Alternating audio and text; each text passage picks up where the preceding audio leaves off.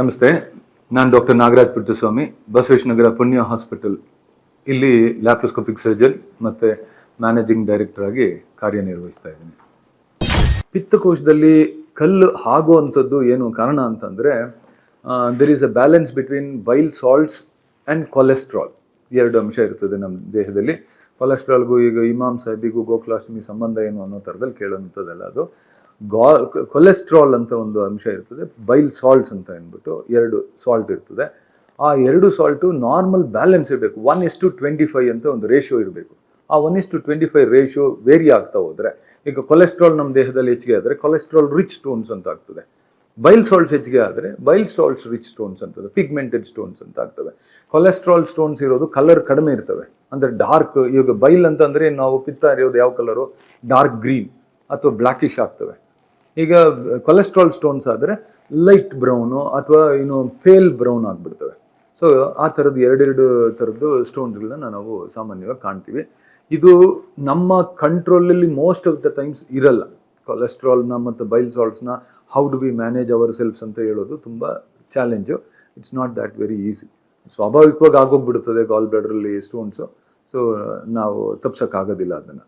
Kidney stones ಅಂತಂದರೆ okay, yes, we can still manage to hold on to that. ಇವಾಗ uric acid rich stones, calcium rich stones, oxalate stones ಅಂತೆಲ್ಲ ಇರ್ತದೆ. ಈಗ ಎಷ್ಟೋ ಜನ ಪೇಷಂಟ್ಸ್ಗಳು ಕ್ಯಾಲ್ಶಿಯಂ ಬ್ರೇಕ್ ಡೌನ್ ಆಗ್ತಿರ್ತದೆ ನಮ್ಮ ದೇಹದಲ್ಲಿ for some reasons or other. Women particularly menopause ಹತ್ತತ್ರ ಆಗ್ತಾ ಹೋಗ್ತಾ ಇದ್ದಾಗ ಅದರಲ್ಲಿ ಕ್ಯಾಲ್ಶಿಯಂ ಎಲ್ಲ ಬೋನಿಂದ ಡಿಸಾಲ್ವ್ ಆಗ್ತಿರ್ತದೆ. ಅಂಥ ಸಮಯದಲ್ಲಿ ಅವ್ರಿಗೆ ಸ್ಟೋನ್ಸ್ ಆಗುವಂಥದ್ದು, ಕ್ಯಾಲ್ಶಿಯಂ ರಿಚ್ ಸ್ಟೋನ್ಸ್ ಆಗುವಂಥ ಸಾಧ್ಯತೆ ಇರ್ತದೆ.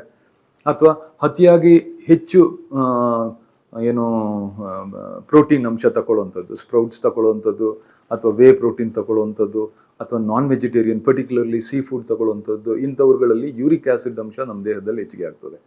ಕೆಲವರಲ್ಲಿ ಗೌಟಿ ಆರ್ಥರೈಟಿಸ್ ಅಂತೆಲ್ಲ ಕೇಳಿರ್ತೀರಿ, ಜಾಯಿಂಟ್ ಪೇನ್ ಎಲ್ಲ ಬರ್ತಿರ್ತದೆ. ಅಂಥ ಪೇಷಂಟ್ಗಳಲ್ಲಿ uric acid rich urinary stones ಅಂತ ಆಗ್ಬೋದು. ಇವಾಗ ಅಂಥವನ್ನೆಲ್ಲ ಹೆಂಗ್ ಮಾಡ್ಬೋದು ಅಂದರೆ, ಡೈಟ್ರಿ ಪ್ಲಾನಿಂಗ್ ಮಾಡಿಕೊಂಡು ಯೂರಿಕ್ ಆ್ಯಸಿಡ್ನ ಅತಿ ಹೆಚ್ಚು ಆಗದೆ ಇರೋ ಥರಲ್ಲಿ ನಾವು ನೋಡಿಕೊಂಡ್ರೆ ಆಟೋಮೆಟಿಕಲಿ ಯೂರಿಕ್ ಆ್ಯಸಿಡ್ ಸ್ಟೋನ್ಸ್ ಆಗುವಂಥ ಸಾಧ್ಯತೆ ಕಡಿಮೆ ಆಗ್ತದೆ. ಇವಾಗ for example kidney stone for some reason ನಾವು ಆಪ್ರೇಟ್ ಮಾಡ್ತೀವಿ, ಆ ಸ್ಟೋನ್ ಮಾತ್ರ ತೆಗೆದಿರ್ತೀವಿ. ಆ ಸ್ಟೋನ್ ಅನಲೈಸ್ ಮಾಡ್ಬೋದು. ಆ ಸ್ಟೋನ್ ಅನಲೈಸ್ ಮಾಡಿದ್ರೆ ಆ ಸ್ಟೋನ್ ಅನಾಲಿಸಿಸ್ ಏನಿತ್ತು, ಯೂರಿಕ್ ಆ್ಯಸಿಡ್ ರಿಚ್ ಇತ್ತು, ಆಕ್ಸಿಲೇಟ್ ರಿಚ್ ಇತ್ತು, ಕ್ಯಾಲ್ಶಿಯಂ ರಿಚ್ ಇತ್ತು ಅಂದರೆ ಅದನ್ನು if we can improve on our diet, what happens is in the next future ಅದು ಆ ಸ್ಟೋನ್ಸ್ಗಳು ತಯಾರಾಗುವಂಥ ಚಾನ್ಸಸ್ ತುಂಬ ಕಡಿಮೆ ಆಗ್ತದೆ. ಮೂತ್ರಕೋಶದಲ್ಲಿ ಅಥವಾ ಮೂತ್ರಪಿಂಡದಲ್ಲಿ ಕಲ್ಲುಗಳಾಗಿದ್ದರೆ ನಾವೇನು ಮಾಡಬೇಕು, ಅಥವಾ ಅವು ಯಾವ ರೀತಿಯಲ್ಲಿ ತಯಾರಾಗ್ತವೆ, ಅದು ಏನು ಮಾಡಿದ್ರೆ ಭಾಳ ಸೂಕ್ತ, ಆಪ್ರೇಷನ್ ಮಾಡಬೇಕಾ, ಔಷಧಿಗಳು ತಗೊಳ್ಬೇಕಾ, ಬೇರೆ ಯಾವುದೋ ನಮ್ಮ ಮನೆ ಮದ್ದುಗಳು ಮಾಡಬೇಕಾ ಅನ್ನೋ ಒಂದು ಕಾಮನ್ ಪ್ರಶ್ನೆ ಎಲ್ಲರ ಹತ್ರ ಇರ್ತದೆ. ಮೂತ್ರಪಿಂಡ ಅಂತಂದರೆ ಕಿಡ್ನಿ, ಮೂತ್ರನಾಳ ಅಂದರೆ ಯುರೇಟರ್, ಮತ್ತು ಮೂತ್ರಕೋಶ ಅಂದರೆ ಯೂರಿನರಿ ಬ್ಲಾಡರ್. ಈ ಮೂರರಲ್ಲೂ ಕಲ್ಲುಗಳಾಗುವಂಥ ಸಾಧ್ಯತೆ ಎಷ್ಟೊಂದು ಇರ್ತದೆ. ಯೂರಿನರಿ ಪ್ಯಾಸೇಜ್ ಒಳಗಡೆ ಬರುವಂಥ ದಾರಿ ಯುರೆತ್ರ ಅಂತ ಕರಿತೀವಿ, ಅದರಲ್ಲೂ ಕಲ್ಲುಗಳು ಬರ್ಬೋದು. But most of the times ಅದು ಯೂರಿನರಿ ಬ್ಲಾಡರ್ ಅಥವಾ ಮೇಲ್ಗಡೆಯಿಂದ ಬಂದಂಥ ಕಲ್ಲುಗಳು ಮಾತ್ರ ಅಲ್ಲಿ ಬರ್ತವೆ. ಈಗ ಮೂತ್ರ ಪಿಂಡದಲ್ಲಿ ಆಗಿರುವಂಥ ಕಲ್ಲುಗಳಿಗೆ ಓಕೆ, ಕಿಡ್ನಿ ಸ್ಟೋನ್ ಆಗೋಯ್ತು ಅಥವಾ ಅದು ಸ್ಲಿಪ್ ಆಗಿ ಮೂತ್ರ ನಾಳದಲ್ಲಿ ಬಂದಾಗ ಬ್ಲಾಕ್ ಆಗಿಬಿಡ್ತದೆ, ವಿಪರೀತ ಪೇನ್ ಇರ್ತದೆ, ಅನ್ಬೇರೇಬಲ್. ಅರ್ಧ ಗಂಟೆ ಮುಂಚೆ ತುಂಬ ಚೆನ್ನಾಗಿ ಮಾತಾಡ್ತಾ ಇರ್ತಾರೆ, ಇನ್ನು ಅರ್ಧ ಗಂಟೆ ಆದಮೇಲೆ ಅವು ಹಾಸ್ಪಿಟಲಲ್ಲಿ ಅಡ್ಮಿಷನ್ ಮಾಡಿದ್ದಾರೆ, ವಿಪರೀತ ಪೇಯ್ನ್ ಅಬ್ಡಮನ್ ಬಂದ್ಬಿಡ್ತು, 2 ಸಲ 3 ಸಲ ವಾಂತಿ ಮಾಡಿದ್ರು, ಕಷ್ಟ ಆಯಿತು ಅಂತ ಅಂದ್ಬಿಟ್ಟು ಹಾಸ್ಪಿಟಲೈಸ್ ಮಾಡಿದ್ದೀವಿ ಅಂತ ಹೇಳ್ತಾರೆ. ಅದಕ್ಕೂ ಯಾಕೆ ಹಿಂಗಾಗ್ತದೆ ಅಂತಂದರೆ, ಮೂತ್ರನಾಳದ dimension around 4 to 5 mm normal ಆಗಿ 5 mm ಅಷ್ಟು ದೊಡ್ಡದು ಇರ್ತದೆ. ಈಗ 4 mm ಅಥವಾ 5 mm ಗಿಂತ ದೊಡ್ಡದಾಗಿರುವಂಥ ಮೂತ್ರನಾಳದಲ್ಲಿ ಬರುವಂಥ ಕಲ್ಲುಗಳು ಸಿಕ್ಕಾಕೊಂಡ್ರೆ ಅದು ಕೆಳಗೆ ಹೋಗೋಕ್ಕಾಗಲ್ಲ. ಆ ಪೆರಿಸ್ಟಾಲ್ಟಿಕ್ ಮೂಮೆಂಟು ಅದೆಲ್ಲ ಪುಷ್ ಮಾಡ್ತಾ ಹೋಗ್ತಾ ಇರ್ತದೆ. ಹಂಗಾಗಿ ಅವ್ರಿಗೆ ಪೇಷಂಟ್ಗೆ ವಿಪರೀತ ಅನ್ಬೇರಬಲ್ ಪೇಯ್ನ್ ಬರ್ತದೆ. ಆ ಪೇಯ್ನ್ ಎಲ್ಲ ಬರುವಾಗ ನಾವು ಜಾಸ್ತಿ ನೀರು ಕುಡಿದ್ರೆ ಅದು ಹೊಟ್ಟೋಗ್ಬಿಡುತ್ತಾ, ಅಥವಾ ಏನು ಬಿಯರ್ ಕುಡಿದ್ರೆ ಹೋಗುತ್ತಾ, ಇನ್ನೊಂದು ಈ ಥರದ್ದು ಎಷ್ಟೊಂದು ಪ್ರಶ್ನೆಗಳು ನನಗೆ ಪೇಷಂಟ್ಗಳು ಬಂದು ಕೇಳ್ತಾರೆ. ಬಿಯರ್ ಕುಡಿದ್ರೆ ಯೂರಿನರಿ ಸ್ಟೋನ್ಸು ಹೆಚ್ಚಾಗುತ್ತೆ, ಕಡಿಮೆ ಆಗಲ್ಲ. ಡೈಯೂರಿಸಿಸ್ ಇಂಡ್ಯೂಸ್ ಆಗುತ್ತೆ. ಡೈಯೂರಿಸಿಸ್ ಅಂತಂದರೆ ಕೆಲವು ಸಲ ಏನು ಅಂತಂದರೆ ಮೂತ್ರ ಸ್ವಲ್ಪ ಹೆಚ್ಚಿಗೆ ಬರುತ್ತೆ. ಹಂಗಾಗಿ ನಮಗೆ ಪರ್ಸೆಪ್ಷನ್ ಏನು ಅಂದರೆ ಮೂತ್ರನಾಳದಲ್ಲಿ ಬ್ಲಾಕ್ ಆಗೋಗಿರೋಂಥ ಕಲ್ಲು ಹೊರಗಡೆ ಹೋಗುವಂಥ ಚಾನ್ಸಸ್ ಇದೆ ಅಂತ ಅನ್ನೋ ಒಂದು ಪರಿಕಲ್ಪನೆ ಇರ್ತದೆ. ಬಟ್ ಆ ಒಂದು ಸಣ್ಣ ಕಲ್ಲು ಹೊರಗಡೆ ಹೋಗ್ಬೋದು. But kidney stones, if beer is consumed on long period and with big volume, ಜಾಸ್ತಿ 2, 3, 4 ಬಿಯರ್ ಪರ್ ಡೇ ಕುಡಿಯುವಂಥವ್ರಲ್ಲಿ ಮೂತ್ರದಲ್ಲಿ ಕಲ್ಲು ತಯಾರಾಗುವಂಥ ಚಾನ್ಸಸ್ ಜಾಸ್ತಿ ಆಗುತ್ತೆ ಹೊರತು ಕಡಿಮೆ ಆಗಲ್ಲ. That is how it is. ನಂತರ ಈ ಎಷ್ಟೊಂದ್ಸಲಿ ಪೇಷಂಟ್ಗಳು ಹೇಳ್ತಾರೆ, ನಾವು ಆಪರೇಷನ್ ಇಲ್ಲದೆ ಇನ್ನೊಂದಿಲ್ಲದೆ ಕಲ್ಲುಗಳಲ್ಲಿ ಯಾವುದೋ ಮೆಡಿಸಿನ್ಸ್ ಕೊಟ್ಬಿಟ್ಟು ಕರಗಿಸ್ಬಿಡ್ತೀವಿ ಅಂತ ಅಂದ್ಬಿಟ್ಟು. ಈಗ ಟೈಮ್ ಟೆಸ್ಟೆಡ್ ಏನಿರುತ್ತೆ ಅದನ್ನ ಮಾಡ್ಬೋದು. ಟೈಮ್ ಟೆಸ್ಟೆಡ್ ಅಂತ ಏನು ಅಂತಂದ್ರೆ, ಈಗ ನನಗೆ ತಲೆನೋವು ಬಂದರೆ ಒಂದು ಪ್ಯಾರಾಸಿಟಮಾಲ್ ಮಾತ್ರೆ ತಗೊಂಡ್ರೆ ತಲೆನೋವು ಕಡಿಮೆ ಆಗುತ್ತೆ. That is time tested, proven. ಅದು ನಾನು ಬೇರೆ ಏನೋ ಮಾಡ್ತೀನಿ ಇನ್ನೊಂದು ಮಾಡ್ತೀನಿ ಅಂದಾಗ ಅದೆಲ್ಲ ಯಾವುದು ಪ್ರೂವ್ ಆದರೆ ಖಂಡಿತವಾಗ್ಲೂ ಅದನ್ನು ಅಳವಡಿಸ್ಬೋದು. ಬಟ್ ಆ್ಯಸ್ ಆಫ್ ನಾವು ನನಗೆ ಅಂದರೆ ಲಾಂಗ್ ಟರ್ಮ್ ಸ್ಟಡಿ, ಬಹಳ ಜನಕ್ಕೆ ಪೇಷಂಟ್ಗಳಿಗೆ ಈ ಥರದ್ದು ತೊಂದರೆ ಇದ್ದವ್ರಿಗೆ ನಾವು ಟ್ರಯಲ್ ಮಾಡಿದ್ದೀವಿ, ಕೊಟ್ಟಿದ್ದೀವಿ, ಆದ್ದರಿಂದ ಒಳ್ಳೇದಾಗಿದೆ ಅನ್ನುವಂಥದ್ದು ತುಂಬ ತುಂಬ ವಿರಳ. ಈಗೇನು ಅಂದರೆ ಅಶ್ಯೂರ್ ಮಾಡ್ತಾರೆ, ಅಂದರೆ ಪ್ರಾಮಿಸ್ ಮಾಡ್ತಾರೆ, ನಿಮ್ಗಳಿಗೆ ನೀವು ಬಂದ್ಬಿಡಿ, ನಮಗೆ ಮೂತ್ರಕೋಶದಲ್ಲೋ ಅಥವಾ ಮೂತ್ರಪಿಂಡದಲ್ಲೋ ಕಲ್ಲಾಗಿರುವಂಥವನ್ನು ಕರಗಿಸ್ಬಿಡ್ತೀವಿ ಏನೋ ಔಷಧಿಗಳು ಕೊಟ್ಟು ಅಂತ ಹೇಳ್ಬಿಟ್ಟು ಪ್ರಾಮಿಸ್ ಮಾಡ್ತಾರೆ. ಈಗ ನಮಗೇನು ಅಂತಂದರೆ ಅಸಹ್ಯತೆ ಇರುತ್ತೆ, ಆಪ್ರೇಷನ್ ಮಾಡಿಸ್ಕೊಳ್ಳೋ ಭಯ ಇರುತ್ತೆ. ಹಾಗಾಗಿ ಆ ಪೇಷಂಟ್ಗಳು ಅಂಥವ್ರುಗಳ ಹತ್ರ ಹೋಗ್ತಾರೆ. ಆಮೇಲೆ ಅದು ಹೋಗಲ್ಲ ಕಲ್ಲುಗಳು. ಮಾತ್ರ ಏನು ಮಾಡ್ತಾರೆ, ಸ್ಕ್ಯಾನ್ ಮಾಡಿಸಿ ನೋಡ್ತಾರೆ, ಅಥವಾ ಬೇರೆ ಏನೋ CT ಸ್ಕ್ಯಾನ್ ಮಾಡ್ತಾರೆ. ಅದೆಲ್ಲ ನೋಡಿದ್ಮೇಲೆ ಕಲ್ಲು 10 mm ಇದ್ದಿದ್ದು 12 mm ಆಗಿರ್ತದೆ. ಓಕೆ, ನಮ್ಮ ಲಕ್ ಚೆನ್ನಾಗಿರಲಿಲ್ಲ, ನಮ್ಮ ಪಕ್ಕದ ಮನೆಯವ್ರಿಗೆ ಹೋಗಿತ್ತು, ನಮ್ಗೆ ಹೋಗಲಿಲ್ಲ, ನಾವು ಇವಾಗ ಡಾಕ್ಟರ್ ಹತ್ರಕ್ಕೆ ಹೋಗೋಣ ಅಂತ ಹೋಗ್ತಾರೆ. ಸೊ ಯಾವುದು ಪ್ರೂವನ್ ಇಲ್ಲ ಅವೆಲ್ಲ ನಾವು ಫಾಲೋ ಮಾಡುವಂಥದ್ದು ಸೂಕ್ತ ಅಲ್ಲ. ಮತ್ತು ಸರ್ಜರಿ ಇಲ್ಲದೆ ಮಾಡುವಂಥದ್ದು ಏನೋ ಪ್ರೊಸೀಜರ್ಸ್ ಏನು ಅಂತಂದರೆ, ಈಗ ಇವಾಗಿನ ಡೆವಲಪ್ಮೆಂಟ್ ಯಾವ ಮಟ್ಟಕ್ಕಿದೆ ಅಂತಂದರೆ, even if it is a surgical procedure, ಮೊದಲಾದರೆ ಕಿಡ್ನಿಯಲ್ಲಿ ಸ್ಟೋನ್ ಇದೆ ಅಂತಂದರೆ ಕಟ್ ಓಪನ್ ಮಾಡಿ ಪೈಲೋಲಿಥಾಟಮಿ ಅಂತ ಮಾಡ್ತಿದ್ವಿ, ನೆಫ್ರೋಲಿಥಾಟಮಿ ಅಂತ ಮಾಡ್ತಾ ಇದ್ವಿ. Very very strong surgical procedures ಅವೆಲ್ಲ. ತುಂಬ difficult procedures for a patient to undergo, ಸರ್ಜನ್ಗಂತ ಅಲ್ಲ. ಇವಾಗೆಲ್ಲ ಯಾವ ಎಕ್ಸ್ಟೆಂಟ್ಗೆ ಆಗ್ಬಿಟ್ಟಿದೆ, ಲೇಸರ್ ಇನ್ವೆನ್ಷನ್ ಆಗಿ, ಆಮೇಲೆ ಫ್ಲೆಕ್ಸಿಸ್ಕೋಪ್ಸ್ ಬಂದು, ಇವಾಗ ಹೇಗಾಗ್ಬಿಟ್ಟಿದೆ ಅಂತಂದರೆ RIRS ಅಂತ ಒಂದು ಪ್ರೊಸೀಜರ್ ಮಾಡ್ತೇವೆ, ರಿಟ್ರೋಗ್ರೇಡ್ ರೀನಲ್ ಇಂಟ್ರಾರೀನಲ್ ಸ್ಕೋಪಿ ಅಂತ ಅಂದ್ಬಿಟ್ಟು ಅದು ಪ್ರೊಸೀಜರ್. ಅದು ಫ್ಲೆಕ್ಸಿಸ್ಕೋಪ್ ಬರ್ತದೆ, ನಮ್ಮ ಒಂದು 2 mm or 3 mm ಟೆಲಿಸ್ಕೋಪ್ ಅಷ್ಟೇ ಅದು. ಅದನ್ನ ಯುರೇಟ್ರ್ ಒಳಗಡೆಯಿಂದ ಹೋಗಿ ಕಿಡ್ನಿ ಒಳಗಡೆ ಯಾವ ಮೂಲೆ ಒಳಗೆ ಕಲ್ಲಿದ್ರೂ ಒಂದು ಲೇಸರ್ ಪ್ರೋಬ್ ಹಾಕ್ಬಿಟ್ಟು ಆ ಕಲ್ಲನ್ನ ಬ್ಲಾಸ್ಟ್ ಮಾಡಿ ಪುಡಿ ಪುಡಿ ಮಾಡಿ ಮಣ್ಣು ಮಾಡಿ ಅದನ್ನು ಹೊರಗಡೆ ತಂದುಬಿಡ್ಬೋದು. 1 ಅಥವಾ 2 ದಿವಸದ ಹಾಸ್ಪಿಟಲೈಸೇಷನು, literally no cut, nothing, no pain. Following surgery ನಾವು ಏನೋ ಕ್ಯಾಥಿಟ್ರ್ ಹಾಕೊಳ್ಳುವಂಥ ಅವಶ್ಯಕತೆ ಇಲ್ಲ, ಬೇರೆ ಏನು ಮಾಡುವಂಥ ಅವಶ್ಯಕತೆ ಇರಲ್ಲ. ಹಂಗಾಗಿ it is almost like a day care activity. ಸೌಕರ್ಯವಾಗಿ ಆ ಥರ ಪ್ರೊಸೀಜರ್ನ ನಾವು ಮಾಡ್ಕೊಳ್ಬೋದು. ಯೂರಿನರಿ ಪ್ಯಾಸೇಜ್ ಅಂತಂದರೆ, ಯುರೇಟರಲ್ಲಿ ಕಲ್ಲಿದ್ರೆ ಏನು ಮಾಡ್ತೀವಿ, ಸೌಕರ್ಯವಾಗಿ ಯುರೇಟ್ರೋಸ್ಕೋಪ್ ಅಂತ ಮಾಡ್ತೀವಿ, URS ಅಂತ ಮಾಡ್ತೀವಿ, ದಟ್ ಈಸ್ ಯುರೇಟ್ರೋರಿನೋಸ್ಕೋಪಿ ಅಂತ. ಅದು ರಿಜಿಡ್ ಸ್ಕೋಪ್ ಮಾಡ್ತೀವಿ, ಕೆಲವು ಸಲ ಫ್ಲೆಕ್ಸಿಸ್ಕೋಪನ್ನು ಮಾಡ್ಬೋದು. ಬ್ಲಾಡರ್ ಸ್ಟೋನ್ಸ್ ಇದ್ರೆ ಏನು ಮಾಡ್ತೀವಿ, ಅದು ಸಿಸ್ಟೋಲಿಥಾಟಮಿ ಅಂತ ಏನೋ ಮಾಡ್ಬೋದು. ಒಳಗಡೆಯಿಂದನೇ ಹೋಗ್ಬಿಟ್ಟು ಅಲ್ಲಿ ಬ್ಲಾಡರಲ್ಲಿ ಕಲ್ಲು ಕಾಣ್ತಾ ಇದೆ ಅಂದರೆ ಅದನ್ನ ಬ್ಲಾಸ್ಟ್ ಮಾಡ್ಬೋದು, ಎಲ್ಲ ಪುಡಿ ಪುಡಿ ಮಾಡಿ ತಗೊಂಬರ್ಬೋದು. ಬ್ಲಾಸ್ಟ್ ಯಾಕೆ ಮಾಡಬೇಕು ಅಂತಂದರೆ, ಆ ಬರೋ ದಾರಿ ಚಿಕ್ಕದಿರುತ್ತದೆ, ಆ ಬರೋ ದಾರಿ ಚಿಕ್ಕದಿರೋದ್ರಿಂದ, ಕಲ್ಲು ದೊಡ್ಡದಿರೋದ್ರಿಂದ ಅದು ಬ್ಲಾಸ್ಟ್ ಮಾಡಿ ಪುಡಿ ಮಾಡಿದ್ರೆ ಅದು ಸೌಕರ್ಯವಾಗಿ ಬರುತ್ತೆ. ಇಷ್ಟೊಂದು ಸುಲಭವಾಗಿರುವಂಥ ಸರ್ಜಿಕಲ್ ಪ್ರೊಸೀಜರ್ ಇರುವಾಗ ಅನ್ಪ್ರೂವನ್ ಆಕ್ಟಿವಿಟೀಸು ನಾವು ಮಾಡುವಂಥದ್ದು ಸೂಕ್ತ ಅಲ್ಲ ಅಂತ ಅನ್ನೋದು ನಂದು ಒಂದು ಅಭಿಪ್ರಾಯ. ಪೈಲ್ಸ್ ಅಂದರೆ ಏನು? ನಾರ್ಮಲಾಗೆ ವೀನಸ್ ಕುಷನ್ಸ್ ಅಂತ ನಮ್ಮ ಗುದದ್ವಾರದ ಕೆಳಭಾಗದಲ್ಲಿ ಎಲ್ಲರಿಗೂ ಇರ್ತದೆ, ಹೆಣ್ಮಕ್ಳು ಗಂಡು ಮಕ್ಕಳು ಎಲ್ಲರಿಗೂ. ಅದು they will help in controlling. ಇವಾಗ ನಮ್ಮ ಫೀಸಿಸ್ ಹೋಗುವಂಥದ್ದು, ಈಗ ಮೋಷನ್ ಹೊರಗಡೆ ಹೋಗುವಂಥದ್ದನ್ನು ಕಂಟ್ರೋಲ್ ಮಾಡೋಕ್ಕೆ ಸ್ವಲ್ಪ ಮಟ್ಟಕ್ಕೆ ಅದು ಸಹಾಯ ಮಾಡ್ತಿರ್ತದೆ. ಗಾಳಿ ಹೋಗೋದನ್ನು ಸ್ವಲ್ಪ ಹೋಗೋ ಮಟ್ಟಕ್ಕೆ ಕಂಟ್ರೋಲ್ ಮಾಡೋಕ್ಕೆ ಸಹಾಯ ಮಾಡ್ತಿರ್ತದೆ. ಅಷ್ಟು ಬಿಟ್ಟರೆ ಅದರಿಂದ ಬೇರೆ ಏನು ಕೆಲಸಗಳಿರಲ್ಲ. ಬಟ್ ಕೆಲವು ಸಲ ಏನಾಗುತ್ತೆ ಅಂದರೆ, ಆ ವೀನಸ್ ಕುಷನ್ಸ್ ಏನಾಗ್ಬಿಟ್ಟು ದೊಡ್ಡದಾಗ್ಬಿಟ್ಟು ಕೆಳಗಡೆ ಜರುಗಿ ಬಿಡ್ತವೆ. ಅದನ್ನು ಪ್ರೊಲ್ಯಾಪ್ಸ್ಡ್ ಹೆಮರಾಯ್ಡ್ಸ್ ಅಂತ ಕರಿತೀವಿ. ಆ ಡೆಲಿಕೇಟ್ ಇರೋದ್ರಿಂದ ಅವು ಬ್ರೇಕ್ ಆಗಿಬಿಡ್ತವೆ ವೈಲ್ ಪಾಸಿಂಗ್ ಸ್ಟೂಲ್ಸ್. ನಾವು ಸ್ಟ್ರೈನ್ ಹಾಕಿ ಮೋಷನ್ ಪಾಸ್ ಮಾಡ್ತೀವಿ, ಆ ಸಮಯದಲ್ಲಿ ಅದು ಬ್ರೇಕ್ ಆದರೆ ಏನಾಗುತ್ತೆ, ಒಂದು ರಕ್ತನಾಳ ಒಡೆದೋದ್ರೆ ಏನಾಗುತ್ತೆ, ಬ್ಲಡ್ ಬರ್ತದೆ. ಸಿಂಪಲ್ ಅಷ್ಟೇ ಅದು. ಈಗ most of the times motion ಹೋಗೋ ಸಮಯದಲ್ಲಿ ಏನೋ ಹೊರಗಡೆ ಬಂದಂಗೆ ಆಗುತ್ತೆ. ನಾನು ಸ್ವಲ್ಪ ಬಲವಾಗಿ ಪ್ರಯತ್ನ ಮಾಡಿದ್ರೆ ತುಂಬ ಬ್ಲೀಡಿಂಗ್ ಆಗ್ತದೆ. ಅದು ತುಂಬ ನನಗೇನು ನೋವೇನಾಗಲ್ಲ. ಅದು ವಾಶ್ ಮಾಡಿ ನಾನು ನಿಂತ್ಕೊಂಡ್ರೆ ಆಟೋಮೆಟಿಕಲಿ ಅದು ಒಳಗೋದಂಗೆ ಆಗುತ್ತೆ, ಬ್ಲೀಡಿಂಗ್ ನಿಂತೋಗ್ಬಿಡ್ತದೆ. This is most of the times a common feature presented by patients who are suffering from haemorrhoids. Haemorrhoids ಅಂತಂದರೆ ಪೈಲ್ಸ್ ಅಂತ ನಾನೇನು ಹೇಳಿದೆ. ಈ ಥರದ್ದು ಒಂದು ಸನ್ನಿವೇಶದಲ್ಲಿ ಪೇನ್ಲೆಸ್ ಬ್ಲೀಡಿಂಗ್, ಅದು ಹೆಮರಾಯ್ಡ್ಸ್ ಅಂತ ನಾವು ಸೂಕ್ಷ್ಮವಾಗಿ ಹೇಳ್ಬೋದು. ಕೆಲವು ಸಲ ಹೆಮರಾಯ್ಡ್ಸ್ ಕಾಂಪ್ಲೆಕ್ಸ್ ಆಗಿಬಿಡ್ತವೆ, ಹೊರಗಡೆ ಬಂದಿದ್ದು ಗಂಟುಗಳ ಥರ ಆಗ್ತವೆ, ನೋವಾಗ್ತವೆ. That is inflammatory haemorrhoids or prolapsed or thrombosed haemorrhoids ಅಂತ ಹೇಳ್ತೀವಿ. ಅದು ಸ್ವಲ್ಪ ಕಾಂಪ್ಲೆಕ್ಸ್ ಆಗಿರ್ತದೆ.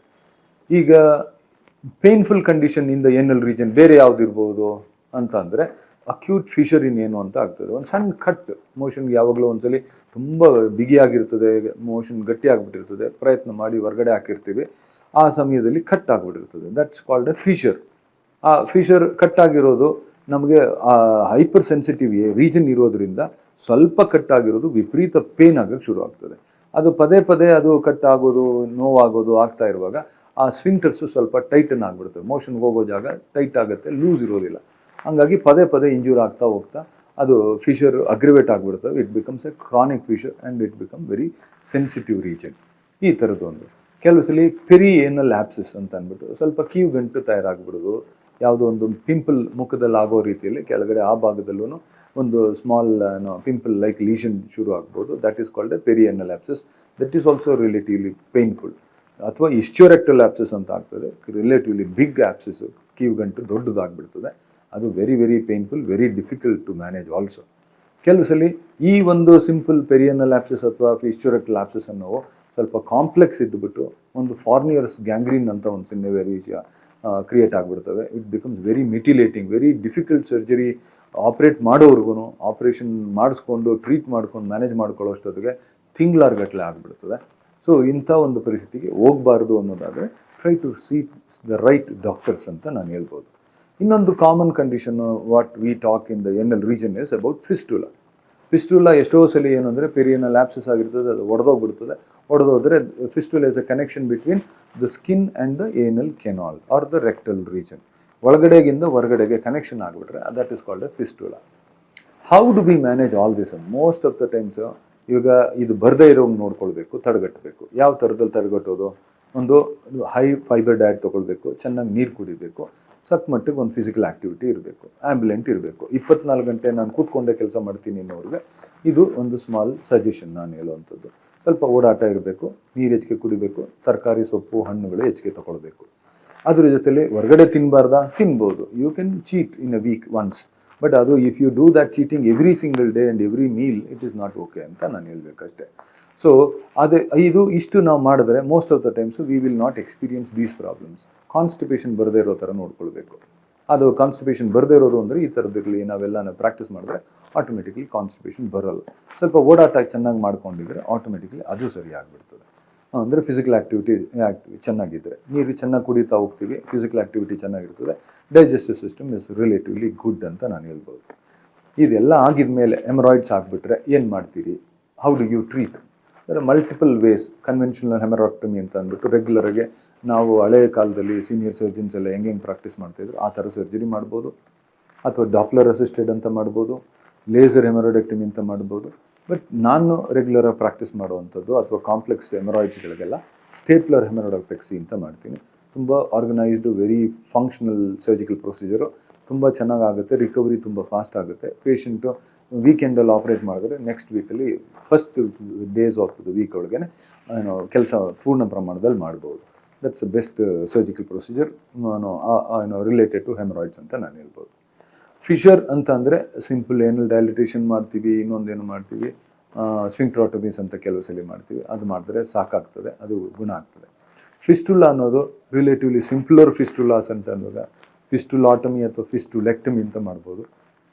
ಕಾಂಪ್ಲೆಕ್ಸ್ ಫಿಸ್ಟುಲಾಸ್ ಆರ್ ವೆರಿ ಹೈ ಫಿಸ್ಟುಲಾಸ್ ಅಂತ ಮಾಡಿದ್ರೆ ವಾಫ್ಟ್ ಪ್ರೊಸೀಜರ್ಸ್ ಅಂತ ಮಾಡ್ತೀವಿ. ವಾಫ್ಟ್ ಅಂದರೆ ವಿಡಿಯೋ ಅಸಿಸ್ಟೆಡ್ ಫಿಸ್ಟುಲಾಸ್, ಟ್ರ್ಯಾಕ್ ಅಬ್ಲೇಷನ್ ಅಂತ ಮಾಡ್ತೀವಿ. ಅದೆಲ್ಲ ಸ್ವಲ್ಪ relatively high end surgical procedures, ಅವೆಲ್ಲ ನಾವು ಮಾಡ್ತಾ ಬರ್ತಿರ್ತೀವಿ. ಅದನ್ನೆಲ್ಲ ಮಾಡಿದ್ರೆ ರಿಲೇಟಿವ್ಲಿ ಈಸಿ ಔಟ್ಕಮ್ ಸಿಗೋಕ್ಕೆ ಶುರು ಆಗ್ತದೆ. ಕಾಂಪ್ಲೆಕ್ಸ್ ಫಿಸ್ಟುಲಾನ ಇಲ್ಲ ನಾವು ಇರೋದು ಸರ್ಕಸ್ ಮಾಡಿ ಆಪ್ರೇಟ್ ಮಾಡಿ ಇರೋದನ್ನೆಲ್ಲ ತೆಗೆದೇ ಬಿಡಬೇಕು ಅನ್ನೋ ಒಂದು ಪ್ರಯತ್ನ ಮಾಡೋಕ್ಕೆ ಹೋದರೆ unfortunately we may induce incontinence ಅಂದರೆ ಮೋಷನ್ಗೆ ಹೋಗುವಂಥ ಒಂದು ಕಂಟ್ರೋಲ್ನ ಹಾಳು ಮಾಡಿಬಿಡ್ತೀವಿ ಅನ್ನೋ ಒಂದು ಸನ್ನಿವೇಶ ಕ್ರಿಯೇಟ್ ಆಗ್ತದೆ. ಸೊ ಅಗ್ರೆಸಿವ್ ಆಗಿ ಡಾಕ್ಟರ್ಗಳಿರುವಂಥ ಅನಿವಾರ್ಯತೆ ಇರಬಾರ್ದು ಅನ್ನೋ ಉದ್ದೇಶಕ್ಕೆ ನಾನು ಇದು ಹೇಳ್ತಾ ಇರ್ತೀನಿ.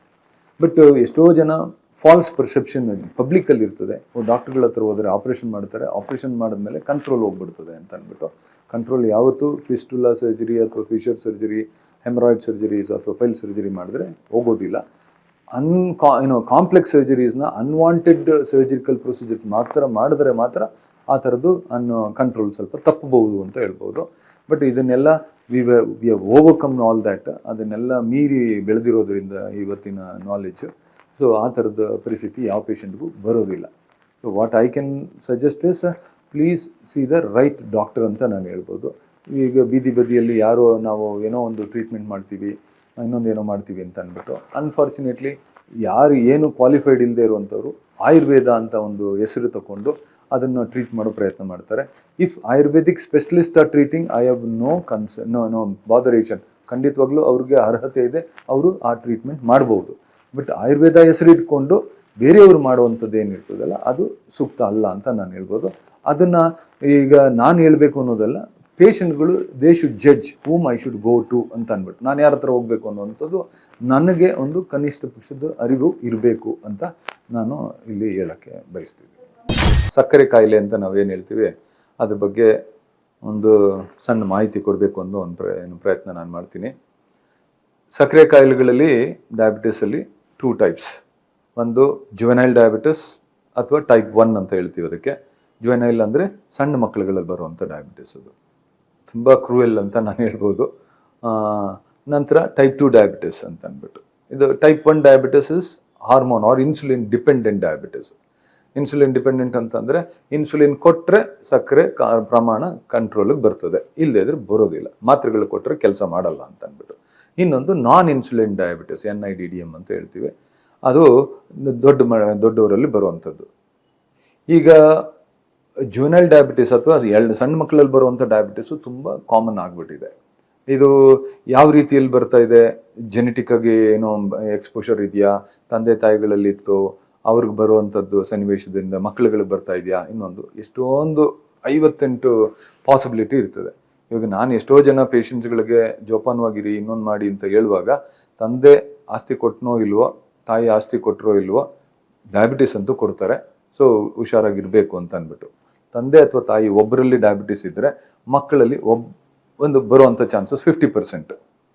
ತಂದೆ ತಾಯಿ ಇಬ್ಬರು ಡಯಾಬಿಟಿಕ್ ಇದ್ದರೆ ಕಂಪಲ್ಸರಿ ಡಯಾಬಿಟಿಸ್ ನಮ್ಗೆ ಬರ್ತದೆ. So that is definite genetic predisposition ಇರ್ತದೆ. ನನ್ನ ತಂದೆ ತಾಯಿಗೆ ಯಾರಿಗೂ ಡಯಾಬಿಟಿಸೇ ಇರಲಿಲ್ಲ, ಆದರೆ ನನಗೆ ಬಂದಿದೆ ಅಂತ ಎಷ್ಟೋ ಜನ ಪೇಷಂಟ್ಸ್ಗಳು ಹೇಳ್ತಾರೆ. ಸೊ ಅದೆಲ್ಲ ಹೆಂಗೆ ಅಂದರೆ ವರ್ಕ್ ಸ್ಟೈಲು, ನಮ್ಮ diabetics eating style, physical activity style, ಇದ್ರ ಮೇಲೆ ನಮ್ಗೆ ಡಿಪೆಂಡ್ ಆಗ್ತದೆ. ತುಂಬ ಸ್ಟ್ರೆಸ್ಫುಲ್ ವರ್ಕು ಮತ್ತು ಫಿಸಿಕಲ್ ಆ್ಯಕ್ಟಿವಿಟಿ ಇಲ್ಲದೆ ಇರುವಂಥದ್ದು, ತುಂಬ ಆಲೋಚನೆ ಮಾಡುವಂಥದ್ದು, ಆಮೇಲೆ ಈಟಿಂಗ್ ಪ್ಯಾಟರ್ನ್ ಚೆನ್ನಾಗಿಲ್ಲದೆ ಇರುವಂಥದ್ದು, ಈ 3 ಆ್ಯಕ್ಟಿವಿಟಿ ಇಟ್ಕೊಂಡು ಡಯಾಬಿಟಿಸು ನಮಗೂ ಬರ್ಬೋದು. ದೋ my parents were not diabetic, ನಮ್ಮ ತಂದೆ ತಾಯಿ ಡಯಾಬಿಟಿಸ್ ಇಲ್ಲದೇ ಇದ್ರೂ ನನಗೆ ಬರುವಂಥ ಸಾಧ್ಯತೆ ಇರ್ತದೆ ಅನ್ನೋ ಒಂದು ಆಲೋಚನೆ ಇರಬೇಕು. ಈಗ ಡಯಾಬಿಟಿಸು ಪ್ರಿವಿಲೆನ್ಸ್ ಅಂದರೆ ಎಷ್ಟು ಕಾಮನ್ ಆಗಿದೆ ಬೆಂಗಳೂರಿನಲ್ಲಿ ಅಥವಾ ನಮ್ಮ ದೇಶದಲ್ಲಿ ಅಂತ ಅಂದರೆ, India is called as diabetic capital of the world ಅಂತ ನಾನು ಹೇಳ್ತೀನಿ. ಡಯಾಬಿಟಿಕ್ ಕ್ಯಾಪಿಟಲ್ ಅಂತಂದರೆ ಏನು, ಡಯಾಬಿಟಿಸ್ ಅಷ್ಟು ಜನ ನಮ್ಮ ಭಾರತ ದೇಶದಲ್ಲಿದ್ದಾರೆ, ಅದರಿಂದ ತುಂಬ ದುಷ್ಪರಿಣಾಮ ಆಗ್ತಿದೆ. ಈಗ ಒಂದು 40 ವಯಸ್ಸು ದಾಟದಂಥ ರ್ಯಾಂಡಮ್ ಪಬ್ಲಿಕ್, ನಾವು 100 ಜನ ಹೋಗಿ ಪರೀಕ್ಷೆ ಸುಮ್ಮನೆ ರ್ಯಾಂಡಮ್, ನೀವೊಂದು ಶುಗರ್ ಟೆಸ್ಟ್ ಮಾಡ್ತೀರಾ, ಫ್ರೀಯಾಗಿ ಮಾಡ್ತೀವಿ ಅಂತ ಒಂದು ಪಾರ್ಕಲ್ಲಿ ಹೋಗಿ ಪರೀಕ್ಷೆ ಮಾಡಿದ್ರೆ 40 ವಯಸ್ಸು ದಾಟಿದ್ರೆ 100 ಜನದಲ್ಲಿ 50 ಜನಕ್ಕೆ ಡಯಾಬಿಟಿಸ್ ಇರ್ತದೆ. ಅವರು ಡಯಾಬಿಟಿಕ್ ಇದ್ದೀವಿ ಅಂತ ಗೊತ್ತೇ ಇಲ್ದಾರ. ಸೊ ಹಂಗಂದ್ರೆ 50% of the population above the level of 40 years are diabetic in India almost. ಆ ಥರದ್ದು ಒಂದು ಥಂಬ್ ರೂಲ್ ಅಂತ ನಾನು ಹೇಳ್ಬೋದು. ಎಕ್ಸಾಕ್ಟಾಗಿ ಫಿಗರ್ ಇಲ್ಲದೆ ಇದ್ರು that is the rough figure which I can quote. That is a huge number. ಯಾಕೆ ಹ್ಯೂಜು, ಯಾಕೆ ಅದರಿಂದ ತೊಂದರೆ ಏನು ಅಡ್ವಾಂಟೇಜು, ಏನು ಡಿಸಡ್ವಾಂಟೇಜು? ಅಡ್ವಾಂಟೇಜ್ ಖಂಡಿತವಾಗ್ಲೂ ಏನೂ ಇಲ್ಲ. Diabetes is not A disease, ನಾನು ಹೇಳ್ತೇನೆ ಎಷ್ಟೋ ಸಲ ಅದನ್ನು ಕಾಯಿಲೆ ಅಲ್ಲ. ಡಯಾಬಿಟಿಸ್ ಬಂದು ಒಂದು ಮೆಟಬಾಲಿಕ್ ಕಂಡೀಷನ್. ಮೆಟಬಾಲಿಕ್ ಕಂಡೀಷನ್ ಅಂತಂದ್ರೆ ನಮ್ಮ ದೇಹದಲ್ಲಿ ಇನ್ಸುಲಿನ್ ಪ್ರಮಾಣ ಕಡಿಮೆ, ಸಕ್ಕರೆ ಪ್ರಮಾಣ ಹೆಚ್ಚಿಗೆ ಆಗ್ತದೆ. ಅದರಿಂದ ಬೇರೆ ಬೇರೆ ರೀತಿಯ ಪ್ರತಿಕೂಲ ಪರಿಣಾಮಗಳು ನಮ್ಮ ಹಲವಾರು ಅಂಗಗಳ ಮೇಲೆ ಬೀಳೋದ್ರಿಂದ ನಮಗೆ ತೊಂದರೆಗಳಾಗ್ತದೆ. Diabetes per se doesn't cause any major problem. ಅಂದರೆ ಅದು ಸಕ್ಕರೆ ಜಾಸ್ತಿ ಆಗೋಯ್ತು ನಮಗೇನೋ ತೊಂದರೆ ಬರೋದಿಲ್ಲ, ಬಟ್ ಅದರಿಂದ ಬೇರೆ ಬೇರೆ ಆರ್ಗನ್ ಮೇಲೆ ಆಗುವಂಥ ಪರಿಣಾಮಗಳಿಂದ ನಮಗೆ ತೊಂದರೆಗಳಾಗ್ತದೆ. ಕಾಮನ್ಲಿ ಸಫರಿಂಗ್ ಆರ್ಗನ್ಸ್ ಯಾವುದು ಅಂದರೆ ರಕ್ತನಾಳಗಳು. ರಕ್ತನಾಳಗಳಲ್ಲಿ ಏನೆಲ್ಲ ತೊಂದರೆ ಆಗ್ಬೋದು ಅಂದರೆ, ಅದು ರಕ್ತನಾಳಗಳ ಲೂಮನ್ ಏನಂದರೆ ಟ್ರಾವೆಲ್ ಮಾಡುವಂಥ ರಕ್ತ ಟ್ರಾವೆಲ್ ಮಾಡುವಂಥ ದಾರಿ ಏನಿರ್ತಿತ್ತು ಅದು ಚಿಕ್ಕದಾಗ್ತಾ ಬರ್ತದೆ over a period of time because of diabetic status. Atherosclerosis ಅಂತ ಅನ್ನುವಂಥದ್ದು ಟ್ರಿಗರ್ ಆಗ್ತಾ ಹೋಗ್ತಾ ಇರ್ತದೆ. ಡಯಾಬಿಟಿಸ್ ಇದ್ದವರು if that gentleman start smoking, this become 200% more. ಅಂದರೆ ರಕ್ತನಾಳಗಳು ಡ್ಯಾಮೇಜ್ ಆಗುವಂಥದ್ದು 200 ಪಟ್ಟು ಜಾಸ್ತಿ ಆಗ್ಬಿಡ್ತದೆ ಡಯಾಬಿಟಿಸ್ ಇದ್ದವರು ಸ್ಮೋಕ್ ಮಾಡ್ತಾ ಇದ್ದಾರೆ. ಸೊ ಡಯಾಬಿಟಿಸ್ ಇದ್ದು ಸ್ಮೋಕ್ ಮಾಡ್ತಾ ಇದ್ದ ಬಿಟ್ಬಿಟ್ರೆ ಅಂದರೆ ಅದು ಆ ಪ್ರಮಾಣ ತುಂಬ ಕಡಿಮೆ ಆಗ್ತಾ ಬರ್ತದೆ. So will try to tell ಯಾವ ಜೊತೆಲಿ ಯಾವ್ದು ಹೋದ್ರೆ ಒಳ್ಳೇದು ಅಥವಾ ತುಂಬ ಜಾಸ್ತಿ ತೊಂದರೆ ಆಗ್ತದೆ ಅಂತ ಅನ್ನೋ ರೀತಿಯಲ್ಲಿ. ಅದೇ ರೀತಿಯಲ್ಲಿ ರಕ್ತನಾಳ ಮೇಲೆ ತೊಂದರೆ ಆಗೋದ್ರ ಜೊತೆಗೆ ಕಿಡ್ನಿಗಳಲ್ಲಿ ತೊಂದರೆ ಆಗ್ತದೆ. ಕಿಡ್ನಿಯಲ್ಲಿ ತೊಂದರೆ ಆಗೋದು ಯಾಕೆಂದ್ರೆ ರಕ್ತನಾಳಗಳು, ಕಿಡ್ನಿ ಒಳಗಡೆ ಹೋಗುವಂಥ ರಕ್ತನಾಳಗಳು ತುಂಬ ಸೂಕ್ಷ್ಮವಾಗಿ ಸಣ್ಣದವಿರ್ತವೆ. ಹಂಗಾಗಿ ಡಯಾಬಿಟಿಕ್ ನೆಫ್ರೋಪತಿ ಅಂತ ಒಂದು ಕಂಡೀಷನ್ ಆಗ್ತದೆ. ಎಷ್ಟೋ ಸಲ ಕಿಡ್ನಿ ಫೇಲ್ಯೂರ್ಗಳಾಗ್ತವೆ. ಪೇಷಂಟ್ಗಳ ಮೇಲೆ ಡಯಾಲಿಸಿಸ್ ಮಾಡ್ತೀವಿ, ರೀನಲ್ ಟ್ರಾನ್ಸ್ಪ್ಲಾಂಟ್ ಅಂತಾರೆ, ಕಿಡ್ನಿ ಒಂದು ಬೇರೆಯವರು ಆರೋಗ್ಯವಾಗಿರೋರನ್ನ ಕಿಡ್ನಿ ಇವ್ರಿಗೆ ಹಾಕುವಂಥದ್ದು, ಇವೆಲ್ಲ ಮಾಡ್ತಾ ಹೋಗ್ತೀವಿ. ಮತ್ತೆ ರಕ್ತನಾಳಗಳ ತೊಂದರೆ, ಮತ್ತೆ ನರಗಳಲ್ಲಿ ತೊಂದರೆಗಳಾಗುತ್ತೆ. ಟಿಂಗ್ಲಿಂಗ್ ಸೆನ್ಸೇಷನ್, ಕಾಲುಗಳಲ್ಲಿ ಸ್ಪರ್ಶ ಕಡಿಮೆ ಆಗುವಂಥದ್ದು, ಅಬ್ನಾರ್ಮಲ್ ಸೆನ್ಸೇಷನ್ ಬರುವಂಥದ್ದು ಎಲ್ಲ ಒಂದು ಸನ್ನಿವೇಶ ಬರ್ತದೆ. That is called diabetic neuropathy.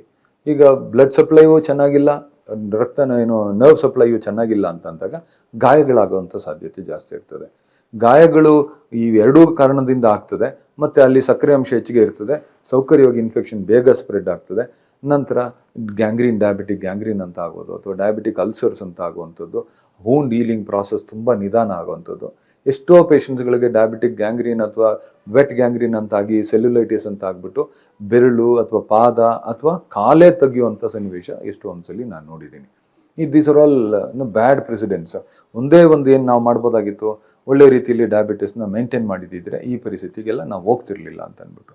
ಇನ್ನೊಂದು ಸೂಕ್ಷ್ಮವಾಗಿರುವಂಥ ರಕ್ತನಾಳಗಳು ಎಲ್ಲಿ ಇರ್ತವೆ ಅಂತ ಅಂದರೆ ಕೊರೋನರಿ ಬ್ಲಡ್ ವೆಸಲ್ಸ್, ಅಂದರೆ ಹಾರ್ಟ್ಗೆ ಬ್ಲಡ್ ಸಪ್ಲೈ ಮಾಡೋದು. ಇವಾಗ ಹಾರ್ಟ್ ಹೆಂಗಿದೆ ಅಂತಂದರೆ, ಒಂದು ನಮ್ಮ ರಿಸರ್ವ್ ಬ್ಯಾಂಕ್ ಆಫ್ ಇಂಡಿಯಾ ಅಂತ ಅಂದರೆ, ರಿಸರ್ವ್ ಬ್ಯಾಂಕ್ ಆಫ್ ಇಂಡಿಯಾ ಒಂದು ಇದೆ, ಅದು ಪೂರ್ತಿ ದುಡ್ಡು ತುಂಬಿಕೊಂಡಿದೆ.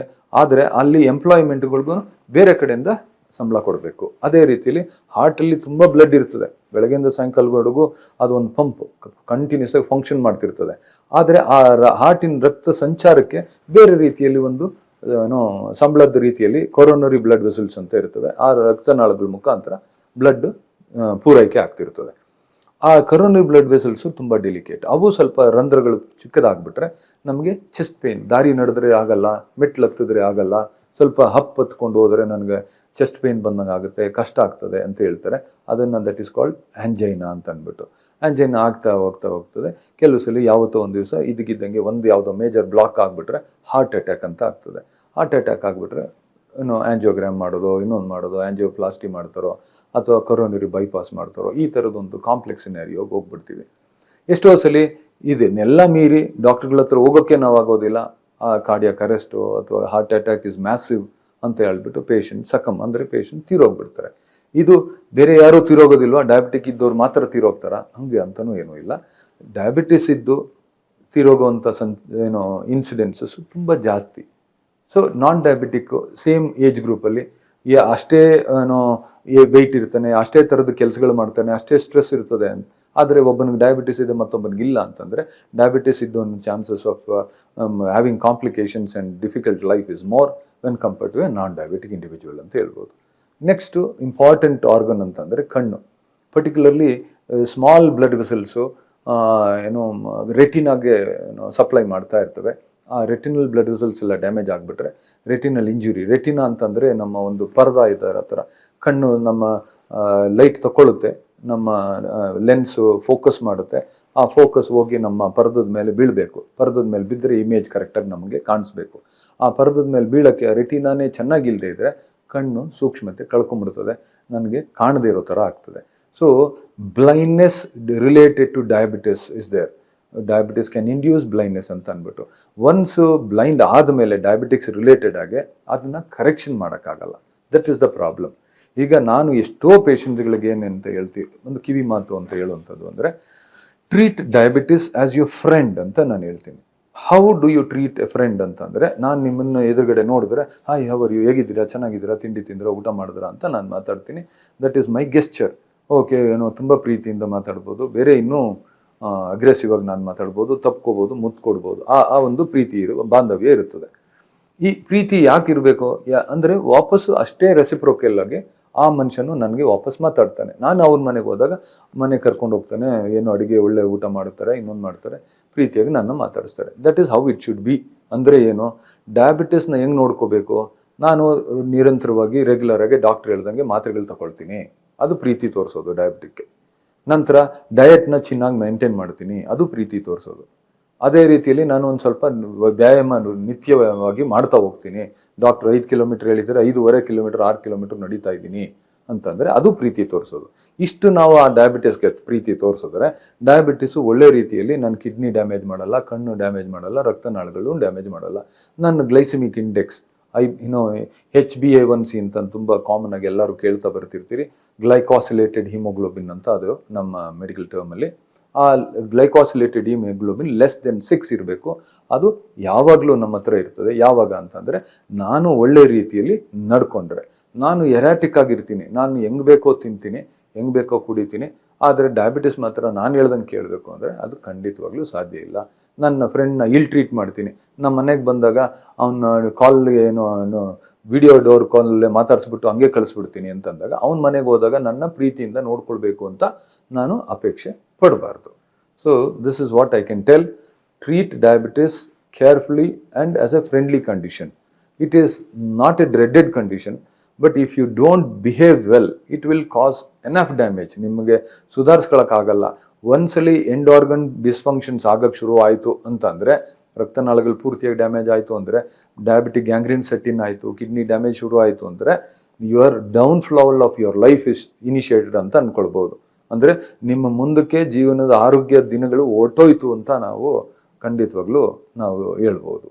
ಫುಡ್ ಹ್ಯಾಬಿಟ್ಸ್, ಇವಾಗ ಡಯಾಬಿಟಿಕ್ ಪೇಷಂಟ್ಸ್ಗಳಲ್ಲಿ ಊಟದ ಪ್ರಮಾಣ ಕಡಿಮೆ ಇರಬೇಕು, ಕ್ಯಾಲೋರಿಕ್ ಇಂಟೆಕ್ ಕಡಿಮೆ ಇರಬೇಕು. ಯಾವ ರೀತಿಯಲ್ಲಾದ್ರೂ ನೀವು ಅನ್ನ ಬಿಟ್ಬಿಡ್ಬೇಕು ಅಂತ ಅಂದ್ಬಿಟ್ಟು 4 ಚಪಾತಿ ತಿನ್ಬೇಕು ಅಂದರೆ that is not the way. ಈಗ ನಾನು ಮೊದಲು 2 ಚಪಾತಿ ತಿಂದಿದ್ದೆ, ಇಷ್ಟು ಅನ್ನ ತಿಂತಿದ್ದೆ ಅಂದರೆ ಈಗ 1 ಚಪಾತಿ ತಿನ್ಬೇಕು, ಅದ್ರಲ್ಲಿ ಅರ್ಧಕ್ಕಿಂತ ಕಡಿಮೆ ಅನ್ನ ಊಟ ಮಾಡಬೇಕು ಅನ್ನೋದು ಒಂದು ವೇ ಆಫ್ ಎಕ್ಸ್ಪ್ಲನೇಷನ್. ಈಗ I try to advise my patient. ನನ್ನ ಪೇಷಂಟ್ಗಳು ಬಂದವ್ರಿಗೆ ಕಾಂಪ್ಲೆಕ್ಸ್ ಆಗಿ ನಾನು ಊಟ ಬಿಟ್ಬಿಡ್ತೀನಪ್ಪ, ನಾನು ಊಟನೇ ಬೇಡ ಅಂತ ಅನ್ನೋ ಥರದಲ್ಲಿ ನಾನು ಅಡ್ವೈಸ್ ಮಾಡೋದಿಲ್ಲ. ಈಗ ನಮ್ಮ ಮನೇಲಿ ಇಡ್ಲಿ ಮಾಡ್ತಾರೆ, ದೋಸೆ ಮಾಡ್ತಾರೆ, ಚಪಾತಿ ಮಾಡ್ತಾರೆ, ಮುದ್ದೆ ಮಾಡ್ತಾರೆ, ಅನ್ನ ಮಾಡ್ತಾರೆ ಅಂತ ಹೇಳಿದಾಗ ಅದರಲ್ಲೇ ಏನೆಲ್ಲ ಬ್ಯಾಲೆನ್ಸ್ ಮಾಡಬೇಕು ಅದನ್ನ ಹೇಳ್ಕೊಡ್ತೀನಿ ಹೊರತು ನೀನು ಓಟ್ಸ್ ತಿನ್ನು, ನೀನು ಬಾರ್ಲಿ ಗಂಜಿ ಕುಡಿ ಅಂತ ಹೇಳಿದ್ರೆ ಅವನು ಊಟನೇ ಮಾಡೋದಿಲ್ಲ, ಬಿಟ್ಬಿಡ್ತಾನೆ, ಆಮೇಲೆ ಚೀಟ್ ಮಾಡಕ್ಕೆ ಶುರು ಮಾಡ್ತಾನೆ. ಸೊ ಅಂಥದ್ದು ಬೇಡ. ಸೊ ಈಟಿಂಗ್ ಹ್ಯಾಬಿಟ್ ಹೆಂಗಿರ್ಬೇಕು ಅಂತಂದ್ರೆ ಮಿತವಾಗಿರ್ಬೇಕು. ನನ್ನ ಕ್ಯಾಲೋರಿಕ್ ರಿಕ್ವೈರ್ಮೆಂಟ್ ಫಾರ್ ದ ಡೇ ಏನಿರ್ತದೆ ಅದಕ್ಕಿಂತ ಕಡಿಮೆ ಪ್ರಮಾಣದಲ್ಲಿದ್ದರೆ ನನ್ನ ಗ್ಲೈಸೆಮಿಕ್ ಇಂಡೆಕ್ಸು ಚೆನ್ನಾಗಿರ್ತದೆ. ಹಣ್ಣುಗಳಲ್ಲಿ ಏನೆಲ್ಲ ತಿನ್ಬೋದು ಅಂದರೆ ಮೋಸಂಬಿ ತಿನ್ಬೋದು, ರಿಲೇಟಿವ್ಲಿ ಸಪ್ಪೆ ಇರ್ತದೆ. ನಾವೇನ್ ಮಾಡ್ತೀವಿ, ಮೋಸಂಬಿ ಹೊರಗಡೆಯಿಂದ ಸಿಪ್ಪೆ ತೆಗಿತೀವಿ, ಹೊರಗಡೆ ಇರೋದು ತೆಗೆದ್ಬಿಟ್ಟು ಬರಳು ತಿರುಳು ಮಾತ್ರ ತಿಂತೀವಿ. ಹಂಗ್ ಬೇಡ, ಹೊರಗಡೆ ಸಿಪ್ಪೆ ಮಾತ್ರ ತೆಗೆದ್ಬಿಟ್ಟು ಉಳಿದಿ ತಿರುಳು ಎಲ್ಲ ತಿನ್ಬಹುದು. ಅದೆಲ್ಲ ತಿಂದರೆ ಒಂದು ಫೈಬರ್ ಎನ್ಹಾನ್ಸ್ ಆಗ್ತದೆ, ಅದ್ರ ಜೊತೆಗೆ ಹಣ್ಣು ತಿಂದಂತ ಒಂದು ಸಮಾಧಾನ ಆಗ್ತದೆ. ಬಾಳೆಹಣ್ಣು ತಿನ್ಬೋದಾ ಅಂತಂದ್ರೆ, ಈಗ ದೊಡ್ಡ ಬಾಳೆಹಣ್ಣುಗಳಿರ್ತವೆ, ಆ ಬಾಳೆಹಣ್ಣುಗಳು ಬೇಡ. ಚಿಕ್ಕ ಏಲಕ್ಕಿ ಬಾಳೆಹಣ್ಣು ಏನಿರ್ತದೆ ಅದು ಒಂದು ದಿನದಲ್ಲಿ ಒಂದು ತಿನ್ಬಹುದು. ನಾನು ಚಿಕ್ಕು ತಿನ್ಬೋದಾ ಅಂದ್ರೆ ಸಪೋಟ ತಿನ್ಬೋದಾ, ನಾನು ಆ್ಯಪಲ್ ತಿನ್ಬೋದಾ, ಮತ್ತೆ ಪಪ್ಪಾಯ ತಿನ್ಬೋದಾ ಹಂಗೆಲ್ಲ ಅಂತಂದ್ರೆ ಹೌದು. ಕಲ್ಲಂಗಡಿ ಹಣ್ಣು ತಿನ್ಬೋದಾ, ಇವೆಲ್ಲ ತಿನ್ಬೋದು ಕಡಿಮೆ. ಈ ಒಂದು ಆ್ಯಪಲ್ ಕಟ್ ಮಾಡಿದ್ರೆ 1 ಪೀಸ್ ನೀವು ತಿನ್ನಿ, ಮಿಕ್ಕಿದ್ದು ಮೊಮ್ಮಕ್ಕಳು ಕೊಡಿ ಅಂತ ಅನ್ನೋ ಒಂದು ಸ್ಟೇಟ್ಮೆಂಟ್ ನಾನು ಹೇಳ್ಕೊಡ್ತೀನಿ ಅವ್ರಿಗೆ. ಈಗ ತಿನ್ಬೇಕು ಅನ್ನೋ ಆಸೆ ಇದೆ. ಇದು ನಾನು ಎಷ್ಟೋ ಸಲ ಮದುವೆ ಮನೆಗಳಿಗೆ ಹೋಗ್ತೀವಿ, 5 ಥರ 6 ಥರ ಸ್ವೀಟ್ ಹಾಕ್ತಾರೆ. ನಿಮ್ಗೆ ತಿನ್ಲೇಬೇಕು ಅನ್ನೋ ಅನಿವಾರ್ಯತೆ, ದಿವಸ ಮದುವೆಗೆ ಏನು ಹೋಗೋದಿಲ್ಲ, ಒಂದೇ ಒಂದು ಸ್ವೀಟ್ ತಿನ್ನಿ, 5-6 ಸ್ವೀಟಲ್ಲಿ 4 ಸ್ವೀಟ್ ಅವಾಯ್ಡ್ ಮಾಡ್ಬೋದು. ಈ ಥರ ನನ್ನ ಕಂಟ್ರೋಲ್ ನನ್ನ ಹತ್ರ ಇದ್ದರೆ automatically diabetes will behave well and it will listen to me. ಸಣ್ಣ ಮಕ್ಕಳಲ್ಲಿ ಬರುವಂಥ ಡಯಾಬಿಟಿಸು ತುಂಬ ಕಾಮನ್ ಆಗಿಬಿಟ್ಟಿದೆ. ಇದು ಯಾವ ರೀತಿಯಲ್ಲಿ ಬರ್ತಾ ಇದೆ, ಜೆನೆಟಿಕ್ ಆಗಿ ಏನೋ ಎಕ್ಸ್ಪೋಷರ್ ಇದೆಯಾ, ತಂದೆ ತಾಯಿಗಳಲ್ಲಿತ್ತು, ಅವ್ರಿಗೆ ಬರುವಂಥದ್ದು ಸನ್ನಿವೇಶದಿಂದ ಮಕ್ಕಳುಗಳಿಗೆ ಬರ್ತಾ ಇದೆಯಾ, ಇನ್ನೊಂದು ಎಷ್ಟೊಂದು 58 ಪಾಸಿಬಿಲಿಟಿ ಇರ್ತದೆ. ಇವಾಗ ನಾನು ಎಷ್ಟೋ ಜನ ಪೇಷಂಟ್ಸ್ಗಳಿಗೆ ಜೋಪಾನವಾಗಿರಿ, ಇನ್ನೊಂದು ಮಾಡಿ ಅಂತ ಹೇಳುವಾಗ ತಂದೆ ಆಸ್ತಿ ಕೊಟ್ಟನೋ ಇಲ್ವೋ, ತಾಯಿ ಆಸ್ತಿ ಕೊಟ್ಟರೋ ಇಲ್ವೋ, ಡಯಾಬಿಟಿಸ್ ಅಂತೂ ಕೊಡ್ತಾರೆ, ಸೊ ಹುಷಾರಾಗಿರ್ಬೇಕು ಅಂತ ಅಂದ್ಬಿಟ್ಟು. ತಂದೆ ಅಥವಾ ತಾಯಿ ಒಬ್ಬರಲ್ಲಿ ಡಯಾಬಿಟಿಸ್ ಇದ್ದರೆ ಮಕ್ಕಳಲ್ಲಿ ಒಂದು ಬರುವಂಥ ಚಾನ್ಸಸ್ 50%. ತಂದೆ ತಾಯಿ ಇಬ್ಬರು ಡಯಾಬಿಟಿಕ್ ಇದ್ದರೆ ಕಂಪಲ್ಸರಿ ಡಯಾಬಿಟಿಸ್ ನಮ್ಗೆ ಬರ್ತದೆ. So that is definite genetic predisposition ಇರ್ತದೆ. ನನ್ನ ತಂದೆ ತಾಯಿಗೆ ಯಾರಿಗೂ ಡಯಾಬಿಟಿಸೇ ಇರಲಿಲ್ಲ, ಆದರೆ ನನಗೆ ಬಂದಿದೆ ಅಂತ ಎಷ್ಟೋ ಜನ ಪೇಷಂಟ್ಸ್ಗಳು ಹೇಳ್ತಾರೆ. ಸೊ ಅದೆಲ್ಲ ಹೆಂಗೆ ಅಂದರೆ ವರ್ಕ್ ಸ್ಟೈಲು, ನಮ್ಮ diabetics eating style, physical activity style, ಇದ್ರ ಮೇಲೆ ನಮ್ಗೆ ಡಿಪೆಂಡ್ ಆಗ್ತದೆ. ತುಂಬ ಸ್ಟ್ರೆಸ್ಫುಲ್ ವರ್ಕು ಮತ್ತು ಫಿಸಿಕಲ್ ಆ್ಯಕ್ಟಿವಿಟಿ ಇಲ್ಲದೆ ಇರುವಂಥದ್ದು, ತುಂಬ ಆಲೋಚನೆ ಮಾಡುವಂಥದ್ದು, ಆಮೇಲೆ ಈಟಿಂಗ್ ಪ್ಯಾಟರ್ನ್ ಚೆನ್ನಾಗಿಲ್ಲದೆ ಇರುವಂಥದ್ದು, ಈ 3 ಆ್ಯಕ್ಟಿವಿಟಿ ಇಟ್ಕೊಂಡು ಡಯಾಬಿಟಿಸು ನಮಗೂ ಬರ್ಬೋದು. ದೋ my parents were not diabetic, ನಮ್ಮ ತಂದೆ ತಾಯಿ ಡಯಾಬಿಟಿಸ್ ಇಲ್ಲದೇ ಇದ್ರೂ ನನಗೆ ಬರುವಂಥ ಸಾಧ್ಯತೆ ಇರ್ತದೆ ಅನ್ನೋ ಒಂದು ಆಲೋಚನೆ ಇರಬೇಕು. ಲ್ಯಾಪ್ರೋಸ್ಕೋಪಿಕ್ ಸರ್ಜರಿ ಅಂದರೆ ಏನು, ಅದರ ಬೆನಿಫಿಟ್ಗಳೇನು ಅನ್ನೋದ್ರ ಬಗ್ಗೆ ಒಂದು ಸಣ್ಣ ಮಾಹಿತಿ ಕೊಡಬೇಕು ಅಂತ ನಿಮ್ಮ ಮುಂದೆ ಬಂದಿದ್ದೀನಿ. ಲ್ಯಾಪ್ರೋಸ್ಕೋಪಿಕ್ ಸರ್ಜರಿ ಅಂತಂದರೆ ಕೀ ಹೋಲ್ ಸರ್ಜರಿ ಅಥವಾ ಮಿನಿಮಲ್ ಆಕ್ಸೆಸ್ ಸರ್ಜರಿ ಅಂತ ನಾವೆಲ್ಲ ಡಿಸ್ಕ್ರೈಬ್ ಮಾಡ್ತೀವಿ. ಕೀ ಹೋಲ್ ಅಂತ ಯಾಕೆ ಹೇಳೋದು ಅಂತಂದರೆ, ಕಟ್ ಮಾಡದೆ ಸಣ್ಣ ಸಣ್ಣ ರಂಧ್ರಗಳು ಮಾಡಿ ಹೊಟ್ಟೆ ಒಳಗಡೆ ಹೋಗಿ ಒಳಗಡೆ ಇರುವಂಥದ್ದು ಸೂಕ್ಷ್ಮ ಪ್ರದೇಶಗಳನ್ನೆಲ್ಲ ನಾವು ವಿಜುವಲೈಸ್ ಮಾಡಿ ನಂತರ ಅದನ್ನು ಸರ್ಜಿಕಲ್ ಎಕ್ಸಿಕ್ಯೂಷನ್ ಮಾಡುವಂಥದ್ದು. ಅದಕ್ಕೆ ಲ್ಯಾಪ್ರೋಸ್ಕೋಪಿಕ್ ಸರ್ಜರಿ ಅಥವಾ ಕೀ ಹೋಲ್ ಸರ್ಜರಿ ಅಂತ ಹೇಳ್ತೀವಿ. ಈ ಕೀ ಹೋಲ್ ಸರ್ಜರಿ ಮಾಡೋಕ್ಕೆ ಮುಂಚೆ ಅಥವಾ ಲ್ಯಾಪ್ರೋಸ್ಕೋಪಿಕ್ ಬರೋಕ್ಕೆ ಮುಂಚೆ ಯಾವ ರೀತಿಯಲ್ಲಿ ನಾವು ಹೊಟ್ಟೆಯಲ್ಲಿರುವಂಥ ತೊಂದರೆಗಳನ್ನ ನಾವು ಆಪರೇಟ್ ಮಾಡ್ತಿದ್ವಿ ಅಂತ ಅಂದರೆ, ಹೊಟ್ಟೆನ ಕಟ್ ಮಾಡಿ ಆಪರೇಟ್ ಮಾಡ್ತಾ ಇದ್ವಿ. ಅದಕ್ಕೆ ಲ್ಯಾಪರಾಟಮಿ ಅಂತ ಹೇಳ್ತೀವಿ ಇಂಗ್ಲೀಷ್ನಲ್ಲಿ. ಇದಕ್ಕೆ ಲ್ಯಾಪ್ರೋಸ್ಕೋಪಿ ಅಂತೆ. ಸ್ಕೋಪ್ ಅಂತ ಅಂದರೆ ಒಂದು ಟೆಲಿಸ್ಕೋಪ್ ಉಪಯೋಗಿಸಿ ಹೊಟ್ಟೆ ಒಳಗಡೆ ಹೋಗೋದ್ರಿಂದ ಅದನ್ನು ಲ್ಯಾಪ್ರೋಸ್ಕೋಪಿ ಅಂತ ಹೇಳ್ತೀವಿ. ಯಾವ ಥರದಲ್ಲಿ ಬೆನಿಫಿಟ್ ಆಗುತ್ತೆ ಅಂತಂದರೆ, ಹೊಟ್ಟೆ ಕಟ್ ಮಾಡದೇ ಇರೋದ್ರಿಂದ ಸರ್ಜರಿ ಸೂಕ್ಷ್ಮವಾಗಿ ಆಗೋಗ್ಬಿಡುತ್ತೆ, ಬೇಗ ರಿಕವರ್ ಆಗ್ತಾರೆ. ಹರ್ನಿಯಾ ಆಗುವಂಥದ್ದು ಅಂದರೆ ಆಪರೇಷನ್ ಆದಮೇಲೆ ಹೊಟ್ಟೆ ಸ್ಕಾರ್ ಮೇಲೆ ಹರ್ನಿಯಾ ಆಗ್ತದೆ, ಇನ್ಸಿಷನಲ್ ಹರ್ನಿಯಾ ಅಂತ ಸಾಮಾನ್ಯವಾಗಿ ಆಗುವಂಥದ್ದು ಫಾಲೋಯಿಂಗ್ ಲ್ಯಾಪರೋಟಮಿ ಅಂತ ಆಗುವಂಥ ಚಾನ್ಸಸ್ ತುಂಬ ಕಡಿಮೆ. ಮತ್ತು ಇನ್ಫೆಕ್ಷನ್ ಆಗುವಂಥ ಚಾನ್ಸಸ್ ತುಂಬ ಕಡಿಮೆ, ನೋವು ಬಹಳಷ್ಟು ಕಡಿಮೆ ಇರ್ತದೆ. ನಂತರ recovery period is super fast. ಒಂದು ದಿವಸದಲ್ಲಿ ಇವತ್ತು ಆಪರೇಟ್ ಮಾಡಿದ್ರೆ ನಾಳೆ ಪೇಷಂಟು ಡಿಸ್ಚಾರ್ಜ್ ಆಗಿರ್ತಾರೆ ಅಥವಾ ಸೇಮ್ ಡೇ ಡಿಸ್ಚಾರ್ಜ್ ಆಗುವಂಥ ಎಷ್ಟೋ ಸನ್ನಿವೇಶಗಳು ಇರ್ತದೆ. 2 ರಿಂದ 3 ದಿವಸದಲ್ಲಿ ವಾಪಸ್ಸು ಅವರ ನಾರ್ಮಲ್ ಕೆಲಸಗಳನ್ನ ಮಾಡ್ಬೋದು ಅನ್ನೋಷ್ಟು ಅನುಕೂಲತೆ ಇರ್ತದೆ. ಸೊ ಇದು ಸೂಪರ್ ಫಾಸ್ಟ್ ರಿಕವರಿ ಆಗ್ಬೋದು, ಪೇನ್ ಫ್ರೀ ಪೀರಿಯಡ್ ಇರ್ಬೋದು, ಮತ್ತು ಇನ್ಫೆಕ್ಷನ್ ಲೆಸ್. ನಂತರ blood loss is almost negligible. ಈ ಥರದ್ದು ತುಂಬ ಅಡ್ವಾಂಟೇಜ್ಗಳು ಇರ್ತದೆ. ಲ್ಯಾಪ್ರೋಸ್ಕೋಪಿ ಮುಖಾಂತರ ಯಾವುದೆಲ್ಲ ಸರ್ಜರಿ ಮಾಡ್ಬೋದು ಅಂತ ನಾವು ಕೇಳೋದಾದರೆ, ಕಾಮನೆಸ್ಟ್ ಸರ್ಜರೀಸ್ ಅಂತಂದರೆ ಗೈನೆಕ್ ರಿಲೇಟೆಡ್ ಸರ್ಜರೀಸ್ ತುಂಬ ಕಾಮನ್ ಆಗಿ ಮಾಡ್ಬೋದು. ಗೈನೆಕ್ ರಿಲೇಟೆಡ್ ಸರ್ಜರಿ ಅಂದರೆ ಓವರಿಯನ್ ಸಿಸ್ಟ್ ಅಂತ ಅಂದರೆ ಓವರಿಯಲ್ಲಿ ಗಂಟಾಗಿದ್ದರೆ ಅದಕ್ಕೆ ಆಪರೇಟ್ ಮಾಡುವಂಥದ್ದು. ಯೂಟ್ರಸ್ ಸರ್ಜರೀಸ್ ಅಂದರೆ uterus for whatever reason, fibroid ಇರ್ಬೋದು, ಬೇರೆ ಏನೋ ತೊಂದರೆ ಇರ್ಬೋದು, ಯೂಟ್ರಸ್ನ ಪೂರ್ತಿಯಾಗಿ ತೆಗಿಬೇಕು ಅನ್ನೋವಂಥದ್ದು ಒಂದು ಪರಿಸ್ಥಿತಿ ಬರ್ಬೋದು. ಅಂಥದಕ್ಕೆಲ್ಲ ಲ್ಯಾಪ್ರೋಸ್ಕೋಪಿ ಮಾಡ್ಬೋದು. ನಾನು ಮಾಡುವಂಥ ಸರ್ಜಿಕಲ್ ಪ್ರೊಸೀಜರ್ಸ್ ಅಂತ ಅಂದರೆ ಅಪೆಂಡಿಸೆಕ್ಟಮಿ ಅಂತ ಒಂದು ಕಂಡೀಷನ್ ಮಾಡ್ತೀವಿ. ನಂತರ ಗಾಲ್ ಬ್ಲಾಡರ್ ಸರ್ಜರೀಸ್ ಮಾಡ್ತೀವಿ. ನಂತರ ಹರ್ನಿಯಾಗಳು ಎಲ್ಲ ಡಿಫ್ರೆಂಟ್ ಟೈಪ್ಸ್ ಆಫ್ ಹರ್ನಿಯಾಸ್ ನಾವು ಆಪರೇಟ್ ಮಾಡ್ತೀವಿ. ಇದಕ್ಕೆಲ್ಲ ಲ್ಯಾಪ್ರೋಸ್ಕೋಪಿ ತುಂಬ ಹೇರಳವಾಗಿ ಇತ್ತೀಚಿನ ದಿನಗಳಲ್ಲಿ ನಾವು ಬಳಸ್ತಾ ಇದ್ದೀವಿ. ನನಗೆ ಒಂದು 25-26 ವರ್ಷದ ಅನುಭವ ಈ ಲ್ಯಾಪ್ರೋಸ್ಕೋಪಿ ಮಾಡ್ತಾ. ಒಂದು 15-16 ಸಾವಿರ ಲ್ಯಾಪ್ರೋಸ್ಕೋಪಿಕ್ ಸರ್ಜಿಕಲ್ ಪ್ರೊಸೀಜರ್ಸ್ ನಾನು ಇಷ್ಟು ದಿವಸದಲ್ಲಿ ನಾನು ಮಾಡಿರ್ಬೋದು. ಹಂಗಾಗಿ ನಾನು ಇದ್ರ ಬಗ್ಗೆ ಒಂದು I can be N authority in talking about this subject ಅಂತ ನಾನು ಹೇಳ್ಬೋದು. ಇದು ಒಂದು brief about what is laparoscopy and how it can be done, ಮತ್ತು ಅದರಿಂದ ಆಗುವಂಥ ಅಡ್ವಾಂಟೇಜ್ಗಳೇನು, ಮತ್ತು ದುಷ್ಪರಿಣಾಮ ಅಥವಾ ಡಿಸಡ್ವಾಂಟೇಜ್ ಏನಾದರೂ ಇದೆಯಾ ಅಂತಂದರೆ, if you don't select the patient correctly. ಇವಾಗ ಏನು ಕಾಂಪ್ಲೆಕ್ಸ್ ಪೇಷಂಟ್ ಇರ್ತಾರೆ, ಮೊದಲೇ 3-4 ಬೇರೆ ಯಾವುದೋ ಕಾರಣಕ್ಕೆ ಓಪನ್ ಸರ್ಜರಿ ಆಗಿಬಿಟ್ಟಿರುತ್ತೆ, ಅಥವಾ ದೊಡ್ಡ ಕ್ಯಾನ್ಸರ್ ಕಂಡೀಷನ್ ಇರ್ತದೆ, ಅದಕ್ಕೆ ಆಪರೇಟ್ ಮಾಡೋಕ್ಕೆ ಹೋಗುವಂಥದ್ದು, ಅಥವಾ ತುಂಬ friable patient, fragile patient, cardiac patient ಇರ್ತಾರೆ, ಹಾರ್ಟ್ ವೀಕ್ ಇರುತ್ತೆ, ಅಥವಾ ಲಂಗ್ಸಲ್ಲಿ ರೆಸ್ಪಿರೇಟರಿ ಸಿಸ್ಟಮ್ ಚೆನ್ನಾಗಿ ಕೆಲಸ ಮಾಡ್ತಿರಲ್ಲ, ಅಂಥ ಪೇಷಂಟ್ಗಳಿಗೆ ಲ್ಯಾಪ್ರೋಸ್ಕೋಪಿಕ್ ಸರ್ಜರಿ ಅಟೆಂಪ್ಟ್ ಮಾಡೋದು ಸೂಕ್ತ ಅಲ್ಲ. ಅಂಥ ಪರಿಸ್ಥಿತಿಯಲ್ಲಿ ನಾವು ಅಂಥದ್ದನ್ನ ಲ್ಯಾಪ್ರೋಸ್ಕೋಪಿ ಅಟೆಂಪ್ಟ್ ಮಾಡೋಕ್ಕೆ ಹೋದರೆ ಪೇಷಂಟ್ಗಳಿಗೆ ತೊಂದರೆ ಆಗುವಂಥದ್ದು ಇರ್ತದೆ. ಸೊ ಇವಾಗ ಆ ಥರದ್ದೊಂದು ಅನಾನುಕೂಲತೆ ನಾವು ನೋಡ್ತಾ ಇಲ್ಲ. ಯಾಕೆಂದರೆ most of the doctors are experienced and aware how to choose their patient rightly ಅಂತ ಅಂದ್ಬಿಟ್ಟು, ಯಾವುದನ್ನು ಯಾವ ರೀತಿಯಲ್ಲಿ ಮಾಡಿದ್ರೆ ಸರಿಯಾಗ್ತದೆ ಅನ್ನೋ ಒಂದು ಅನುಭವ ಇರೋದರಿಂದ ಈ ಥರದ್ದೊಂದು ತೊಂದರೆಗಳು ಯಾವ ಪೇಷಂಟ್ಗಳಿಗೂ ಆಗ್ತಿಲ್ಲ. ಸೊ ಹ್ಯೂಜ್ ಬೆನಿಫಿಟ್, ದೊಡ್ಡ ಬೆನಿಫಿಟ್ ಆಗಿದೆ ಲ್ಯಾಪ್ರೋಸ್ಕೋಪಿ ಮುಖಾಂತರ ಅಂತ. ನೆಕ್ಸ್ಟ್ ಲೆವೆಲ್ ಲ್ಯಾಪ್ರೋಸ್ಕೋಪಿಲಿ ಏನಾಗಿದೆ ಅಂತಂದರೆ ರೊಬೋಟಿಕ್ ಸರ್ಜರಿ ಬಂದಿದೆ. Robotic surgery is an additional activity. ಒಂದು master behind the robo is again the man, ಅದು ಸರ್ಜನೇ ಆಗಿರ್ತಾನೆ. So though the master is smart, robo will give huge advantage, ಅದೊಂದು ಹೇಳ್ಬೋದು. ಬಟ್ ಎಲ್ಲದಕ್ಕೂ ರೋಬೋ ಬೇಕಾ? ಅಪೆಂಡಿಸೆಕ್ಟಮಿ ಮಾಡೋಕ್ಕೆ ರೋಬೋ ಬೇಕಾ? ಗಾಲ್ ಬ್ಲಾಡರ್ ಮಾಡೋಕ್ಕೆ ಬೇಕಾ ಅಂದರೆ ಖಂಡಿತವಾಗ್ಲೂ ರೋಬೋ ಅವಶ್ಯಕತೆ ಇರೋದಿಲ್ಲ. ಕಾಂಪ್ಲೆಕ್ಸ್ ಸರ್ಜರಿ, ತುಂಬ ಲಾಂಗ್ ಪ್ರೊಸೀಜರ್ಸ್ ನಾವು ಮಾಡ್ತಿದ್ದೀವಿ, ಪ್ಯಾನ್ಕ್ರಿಯಾಟಿಕ್ ಸರ್ಜರಿ ಮಾಡ್ತೀವಿ ಕೆಲವು ಸಲ, ಅಂಥದ್ದು ಸಮಯದಲ್ಲಿ ಬೇಕು. ಅಥವಾ radical surgical procedure, prostate radical resection ಅಂತ ಮಾಡ್ತೀವಿ, ಅಂಥ ಟೈಮಲ್ಲಿ ರೋಬೋಟಿಕ್ ಸರ್ಜಿಕಲ್ ವರ್ಕ್ ತುಂಬ ಬಳಕೆ ಆಗ್ತದೆ. ಬಟ್ ಸಾಮಾನ್ಯವಾಗಿ ಆಗುವಂಥದ್ದು commonly done surgical procedure laparoscopically ಮಾಡುವಂಥವಕ್ಕೆ ರೋಬೋ ಅವಶ್ಯಕತೆ ಖಂಡಿತವಾಗ್ಲೂ ಇರೋದಿಲ್ಲ.